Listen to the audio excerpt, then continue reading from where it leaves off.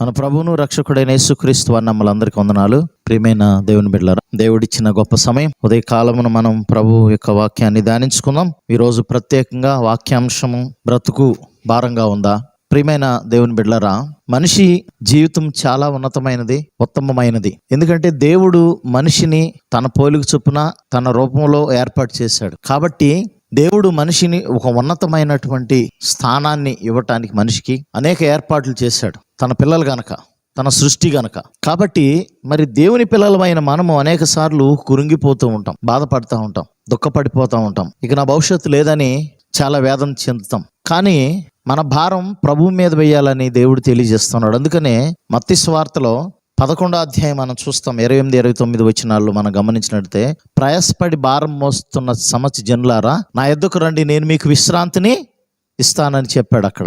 కాబట్టి మన భారం ఆయన మీద వేయాలి. అది అప్పుల భారం కావచ్చు, అనారోగ్య పరిస్థితులు కావచ్చు, అవమానాలు కావచ్చు, నిందలు కావచ్చు, ఏవైనా.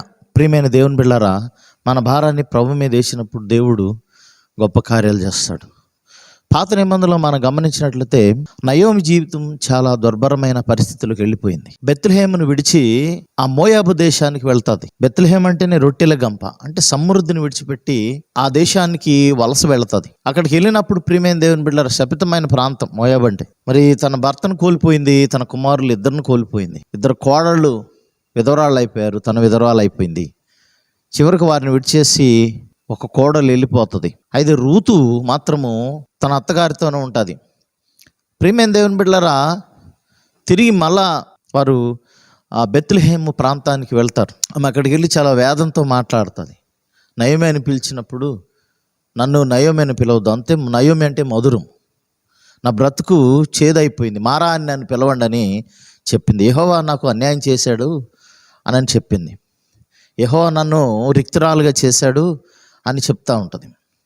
ప్రియమైన దేవుని బిడ్డలారా, దేవుణ్ణి అంత అండర్ ఎస్టిమేట్ చేసిన, ఎందుకంటే తన బాధ దేవునికి తెలుసు కాబట్టి ఏ పరిస్థితిలో ఆ మాట అంటుందో ప్రభు ఎరిగిన దేవుడు కాబట్టి ఆమెను విడిచిపెట్టలేదండి.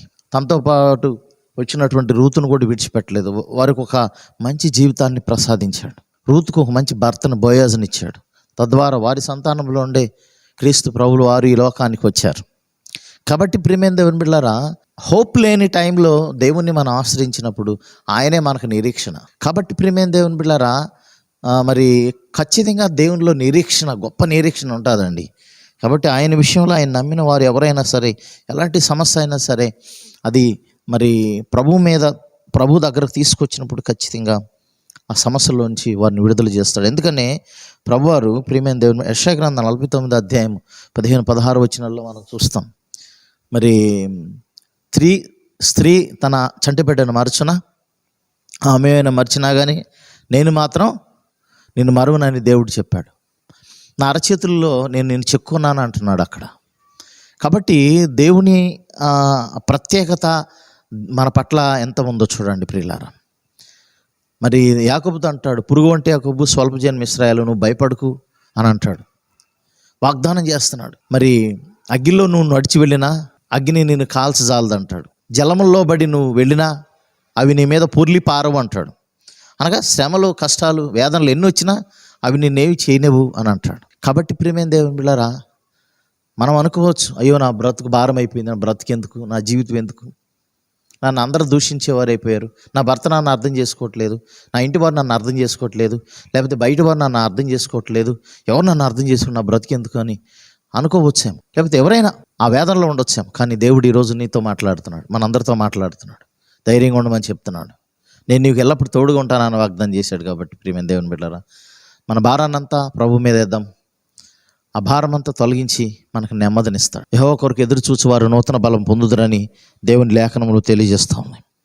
కాబట్టి ప్రియమైన దేవుని బిడ్డలారా, మరి ప్రసంగి అంటాడు కదా 2వ అధ్యాయం 25, ఆయన సెలవు లేకుండా మరి సంతోషించడం ఎవరికి సాధ్యమో అని అంటాడు.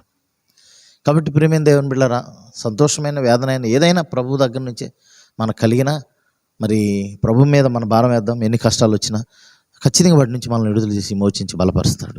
దేవుడి పరిశుద్ధ వాక్యం దీవించును గాక. ఆమెను ప్రార్థన చేసుకుందాం. మమ్మల్ని మిక్కిలుగా ప్రేమించిన ప్రియ పరలోకపు తండ్రి, ఇప్పటి వరకు మమ్మల్ని ఎంతగానో ప్రేమించారయ్యా. అవునయ్యా, ఈ లోకంలో అనేక మంది జీవితాలు ఎంతో భారంగా తయారైపోయినాయి ప్రభా. ఆ భారమును మీ మీద వేసినప్పుడు వాటన్నిటిని విడుదల చేసే దేవుడు నాయన మీకు వందనాలు చెల్లిస్తున్నాను. అలాంటి స్థితిని ప్రతి వారికి దయచేయండి. మీ అందరినీ విశ్వాసం నడిపించి బలపరచమని యేసు పరిశుద్ధ నామమున అడిగి పెట్టుకుని ప్రార్థన చేస్తున్నాం తండ్రి, ఆమేన్. మన తండ్రి అయిన దేవుని ప్రేమయు ప్రభువైన యేసుక్రీస్తు వారి కృపయు పరిశుద్ధాత్మ సహవాసం ఇక్కడ చేరి మనకును సకల పరిశుద్ధులకి ఎల్లప్పుడూ తోడే నడిపించును గాక, ఆమేన్.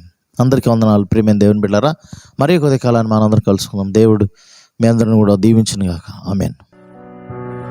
Hallelujah.